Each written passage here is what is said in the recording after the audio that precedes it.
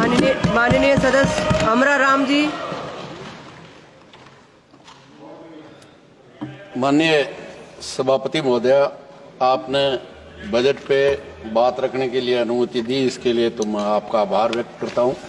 और जो देश का किसान, देश का जवान, देश का गरीब और महिलाएं जिन आशा कर रही थी, मैं समझता हूं ये बजट उनकी समस्याओं के समाधान के लिए नहीं रखा गया है। जहां कहा जा रहा है आज किसान इस देश की आजादी के 75 साल बाद भी अगर इस कृषि संकट के कारण वो आत्महत्या कर रहा है, मैं समझता हूं अंग्रेजों के वक्त, राजशाही के वक्त भी आत्महत्या नहीं करता था, इससे भी बुरी स्थिति थी। लेकिन आज इस कृषि संकट के कारण इस देश का किसान और खेत मजदूर जो जिंदगी अपने खेत पे या मजदूरी पे चलाता है, वो आज आत्महत्या कर रहा है। इससे बुरी बात नहीं हो सकती और उनके समाधान की बजाय उनके साथ जो खिलवाड़ किया जा रहा है, मैं समझता हूं कि इससे बड़ी बात नहीं हो सकती। आज वो अपनी पैदावार का किसान केवल एमएसपी मांग रहा है, न्यूनतम समर्थन मूल्य की गारंटी मांग रहा है, वो देने के लिए सरकार तैयार नहीं है। और जिस तरह से आज उस किसान को लूटा जा रहा है, आप अंदाजा कीजिए सभापति महोदय, 15 रुपए में जो हमारे कृषि मंत्री जी जहां से आते हैं, 100 रुपए में बीज ला करके लहसुन बोया था और 5 रुपए में लेने वाला नहीं था। किसान उनसे भाव मांगने गया, उन्होंने मंदसौर में गोली देने का काम किया और 5 किसानों को मौत के घाट उतारने का काम किया। 15 रुपए में जो फसल पैदा करता है उससे खरीद के 300 रुपए तक बेचते हैं, जब तो देश विकास करता है। और उस किसान को अगर उसकी लागत और मेहनत के अनुसार थोड़ा मुनाफा जोड़ करके गारंटी दे दी जाए तो देश विनाश कर देगा। मेरे यहाँ सीकर से मैं आता हूँ, वहां प्याज पैदा होता है, जब किसान पैदा करके लाता है 5 रुपए में कोई लेने वाला नहीं होता, और जब वही प्याज बड़ी बड़ी कंपनियों के गोदाम में चला जाता है तो वही प्याज 65 और 70 रुपए बिकता है। आम आदमी 65 और 70 रुपए में खरीद के खाता है जब देश विकास करता है। उसको भाव नहीं मिलेगा, उसको सस्ता नहीं मिलेगा।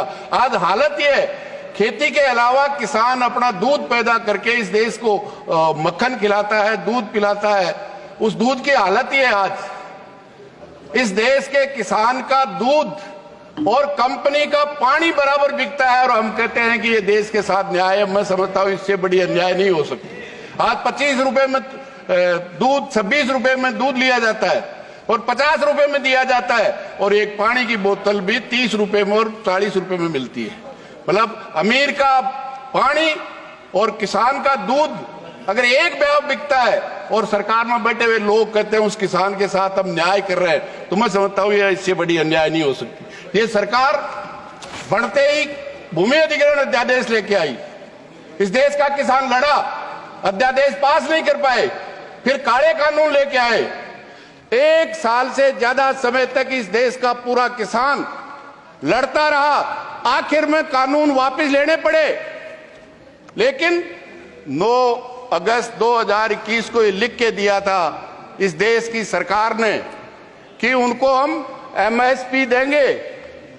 जितने झूठे मुकदमे, सरकार ने मान लिया कि किसान की ये आंदोलन सच था। जिस दिन नामों से इस तरफ बैठे हुए लोगों ने, इनके नेताओं ने किसानों के किन किन ये आतंकवादी हैं, ये माओवादी हैं, लेकिन आखिर कानून वापस लेने पड़े और ये लिख के दिया। आप कहें तो सभापति महोदय मैं टेबल कर सकता हूं, वो झूठे मुकदमे वापस लेंगे। जो 700 से ज्यादा किसान शहीद हुए हैं उनको पैकेज देंगे। आज तक एक को भी पैकेज नहीं दिया। केंद्र सरकार, दिल्ली की पुलिस ने जो झूठे मुकदमे दर्ज किए थे, एक मुकदमा आज तक वापस नहीं लिया। आज ये हालत निश्चित रूप से उस किसान को देने के लिए नहीं है, तो कम से कम उसके साथ ये विश्वासघात तो नहीं करे। जहां एमएसपी की बात करते हैं, मैं समझता हूं राजस्थान सबसे ज्यादा बाजरा पैदा करता है। अभी 2500 रुपए पर क्विंटल के हिसाब से एमएसपी थी, अभी सरकार ने 150 रुपए बढ़ा करके 2650 रुपए किया है। सरकार जब उत्तर दे, हमारी वित्त मंत्री तो बता दे, इस 10 साल में राजस्थान के किसान का 1 कुंटल भी बाजरा नहीं खरीदा। जितना किसान सम्मान निधि के नाम से पूरे देश को देते हैं, इस 10 साल में उस राजस्थान के किसान का नुकसान अकेले बाजरे में करने का काम किया है। ये हालत एक जगह नहीं है, हर फसल में। जहां तक सरकार कहती है हम दलहन और तिलहन में आत्मनिर्भर करेंगे, मैं समझता हूं आज देश की सरकार 75 साल के बाद में भी देश के आम आदमी के लिए दलहन और तिलहन की फसल पैदा नहीं होती। हम दाल के लिए विदेशी किसानों को हम भाव दे सकते हैं, लेकिन यहां के किसान को नहीं देंगे। जब सरसों और चना खरीदने की बात आती है तो सरकार एमएसपी पे कहती है हम केवल 25 कुंटल खरीदेंगे। अगर 50 कुंटल किसी का हो गया तो 25 कुंटल आपके यहां बेचेगा और 50 में से 25 कुंटल बाजार में ले जाके बेचेगा। ये हालत मैं समझता हूं इससे भयानक हालत नहीं हो सकती।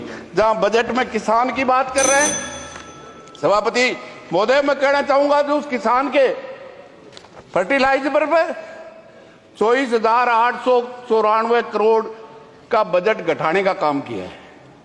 जो 400 में डीएपी मिलती थी आज वो 1400 में मिलती है।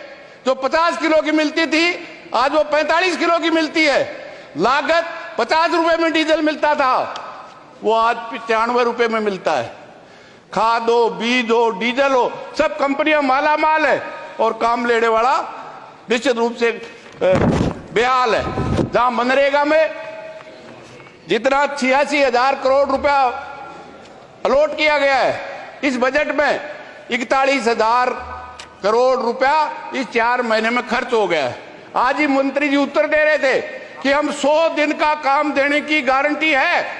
एक भी स्टेट ऐसा नहीं है जहां काम मांगने वालों को 100 दिन का काम दिया हो, जिसमें सबसे ज्यादा महिलाएं 90% जाती है, जिसमें 80-90% एससी और एसटी की महिलाएं होती हैं। लेकिन उनको इस देश की संसद के बनाए हुए कानून की 100 दिन की गारंटी, साल में काम देने की गारंटी है, उनको काम नहीं दिया जाता। उनको समय पे मजदूरी नहीं दी जा सकती।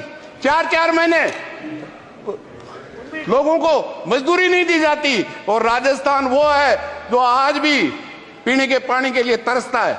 लेकिन ईआरसीपी जो राजस्थान के 13 जिलों में पीने के पानी के लिए और सिंचाई के लिए योजना थी, वहां की सरकार भी कहती है ये केंद्रीय परियोजना हो गई। लेकिन इस बजट में ईआरसीपी का राजस्थान की योजना का नाम नहीं है। आज पीने के लिए हालत खराब है। अध्यक्ष महोदय, जो युवाओं को 1 मिनट में कंप्लीट करिए। हाँ, यस अध्यक्ष महोदय, सभापति महोदय, युवाओं के जो शेखावाटी और सीकर से मैं आता हूं, जहां सबसे ज्यादा सैनिक भर्ती होते हैं। जब भी युद्ध हुआ है सबसे ज्यादा शहादत शेखावाटी देती है। लेकिन अग्निवीर बना करके जिस तरह से उस जवानों का और देश की सुरक्षा के साथ जो खिलवाड़ किया गया है, अब सरकार कह रही है कि उन अग्निवीरों को 4 साल में वापस आने के बाद हम सरकार में, पुलिस में, जेल में दे देंगे। ये मेरा तो आपके माध्यम से एक ही निवेदन है कि ये बजट केवल इस बात के लिए है, सरकार बचाओ, उद्योगपतियों को बढ़ाओ और रोजगार खत्म करो। केवल ये अपनी सरकार को बचाने के लिए है। आपने समय दिया, इसके लिए बहुत बहुत धन्यवाद।